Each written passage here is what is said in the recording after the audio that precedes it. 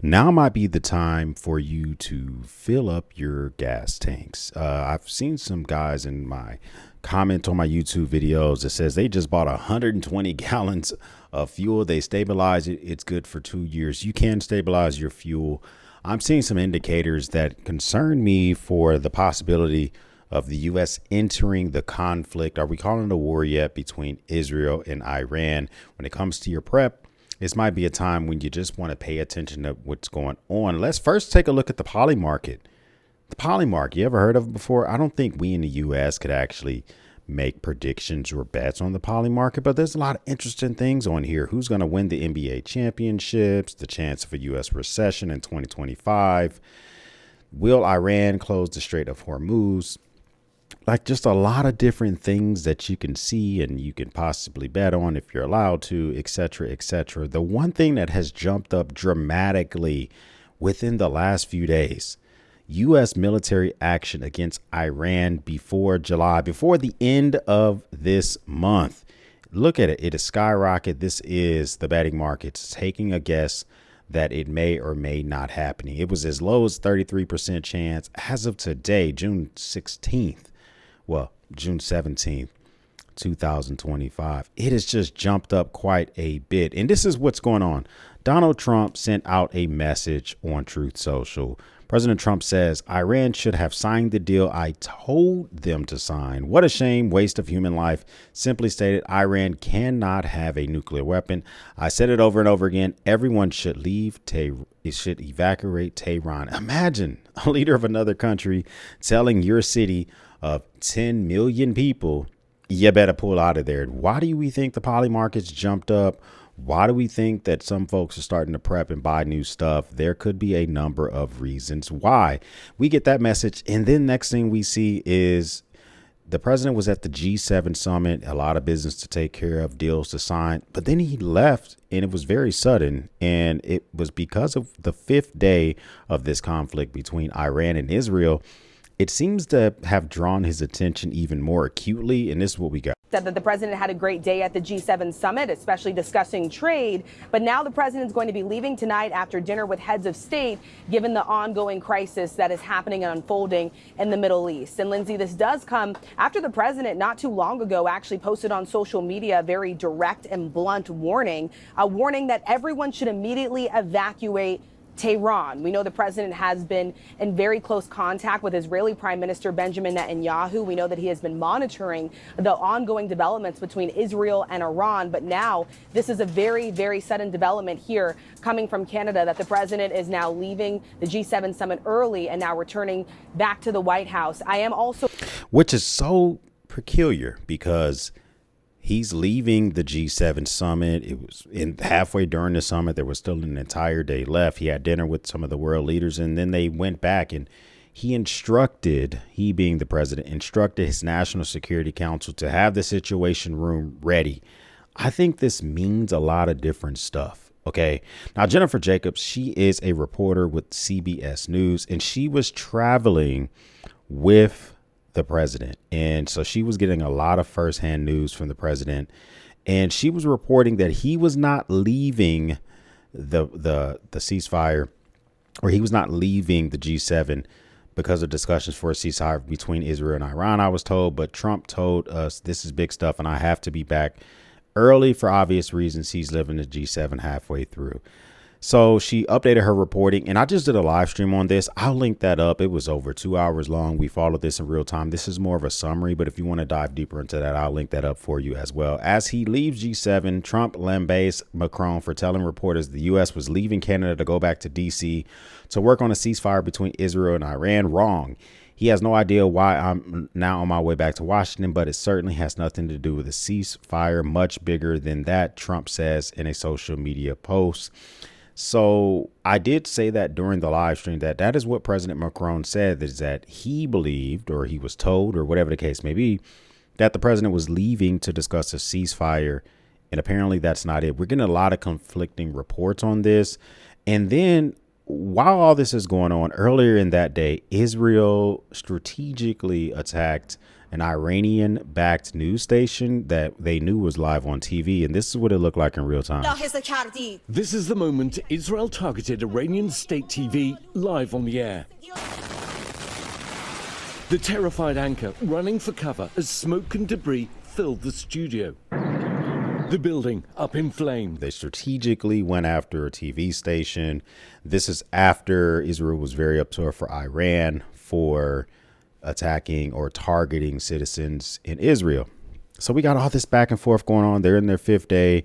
But the one thing I've noticed is that although all this stuff is going on, Israel does not have the ability, at least from my summation, to penetrate or to get to Iran's nuclear sites, because they would have done it already. We're in the 5th day, and I think that's why so much is moving and shaking. But before we get into that, China has CGTN. It is a Chinese state TV run station, and they put this post out. Chinese embassy in Israel advises Chinese citizens to leave Israel through land border crossings as soon as possible. So they know something we don't know, and they told their citizens, you better get up out of there ASAP. Another thing that I found peculiar is that we already had assets in the Mediterranean, in the Gulf of Oman. We probably had some folks in the Red Sea. We probably got some folks all over the place. We probably got submarines in the Persian Gulf. But we sent another strike force, an aircraft carrier, along with some destroyers today to the region so that they would be prepared to defend against ballistic missiles and any other missions to defend American assets in the region. SecDef sent these folks out. The U.S. military has moved additional ships and a tanker aircraft carrier into the Middle East and hurried a carrier to the region, officials have confirmed to military.com. So we're moving more assets into the region. China is telling their citizens to get out of the region. Israel still has not actually penetrated and destroyed the nuclear sites, because we would have heard about it. And then we got more stuff coming up. So as I mentioned earlier, President Trump orders the National Security Council to prepare the Situation Room. President Trump has reportedly directed the National Security Council to remain on standby in the White House Situation Room and wants a full situation report immediately upon his return flight from the G7. Now, he just got back from the G7 very late. He was coming from Western Canada. They're probably in there right now as I'm filming this video. So if they're up working late, I'll be up working late. Fox News is reporting this. So with Israeli airstrikes dismantling Iran's leadership structure, they still haven't penetrated the nuclear sites. This is where they might be having some discussion in the Situation Room. So here's something I wanted to bring up. Analysts. So New York Times is reporting that the president will be posed with an important decision.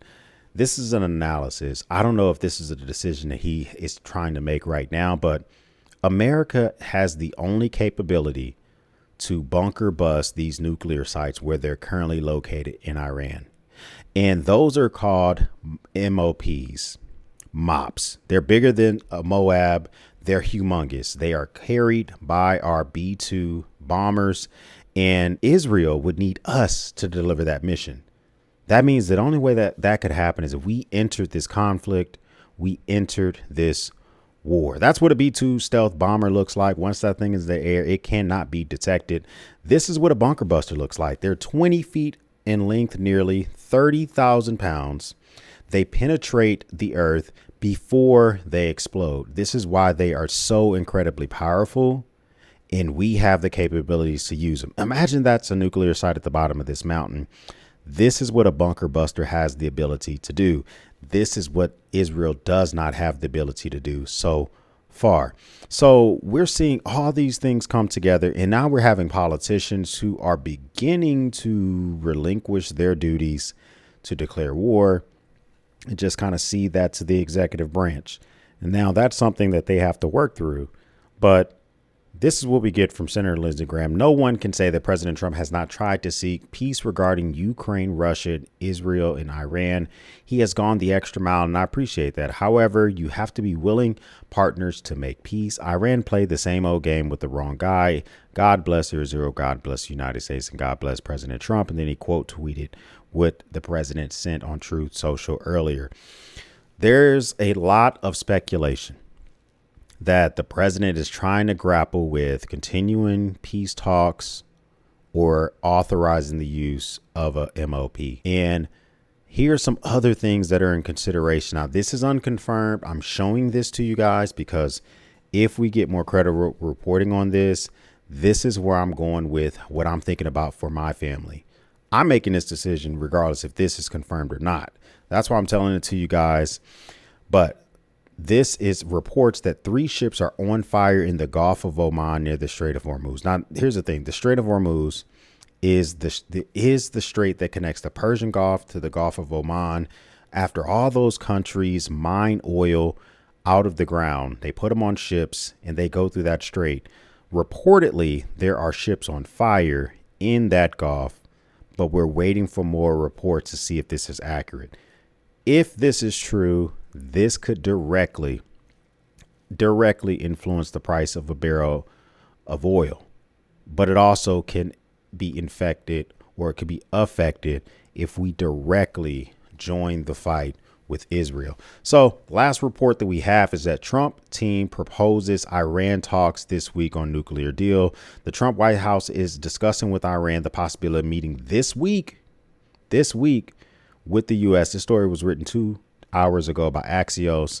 And so the objective will be to discuss a diplomatic initiative involving nuclear deal and the end of the war between Israel and Iran. Now, the president is directing for this to happen, according to Axios. We don't know if this is the end all validity of this. This is what we're getting from reporting sakes. I believe this is what the deal is. The president is leaving early from a G7 summit, a very big summit, big talks there, 5th day of this conflict. I think there's more than going on than just peace talks. He could have directed that from Canada. It's a possibility he was grappling with the decision of possibly authorizing the use of our B-2 bombers in a bunker buster. And I don't think that Iran or Israel are going to pin a deal for any type of nuclear agreement if bombs are still being dropped by either country. So I think could be quite a ways away from any type of deal being solidified. So several factors could potentially affect you and your prep. If we directly enter this fight, we're going to create geopolitical instability. Increased tensions, conflicts in the Middle East always drives up the cost of oil, which could drive up the cost of gas for you. And this could disrupt the oil supplies, the distribution center, price increases, etc. Supply distributions are a big thing. I just showed you the Strait of Hormuz. If that strait is blocked, closed, has any type of disruption where commercial freights don't want to go there anymore, we could have a drive up of pricing. Worst case scenario, we could see barrels of gas going upwards of $120 a barrel. I remember I told you guys a story in a video recently where barrel of oil was $100 a barrel around 2011, 2012. I was paying like $4 a gallon. That was 14 years ago. If we were to get barrels of oil for $120 today, that would mean that a price of a gallon of gas for me and for you could be $5 or more. I don't want us to join this fight. I hope they can resolve this. I just hope no more lives have to be lost and they're able to just figure this out. But comment down below, what do you think you should be doing for your prep? You about to stockpile and stabilize? I'm thinking about doing it. Comment down below. I would love to know, what are you planning on doing and your thoughts on this situation overall? If this is your first time stopping by, hit the subscribe button. I would love to have you part of the battalion. If this is not your first time stopping by, well, thank you once again for watching me run my grape. For everyone else, we'll speak soon.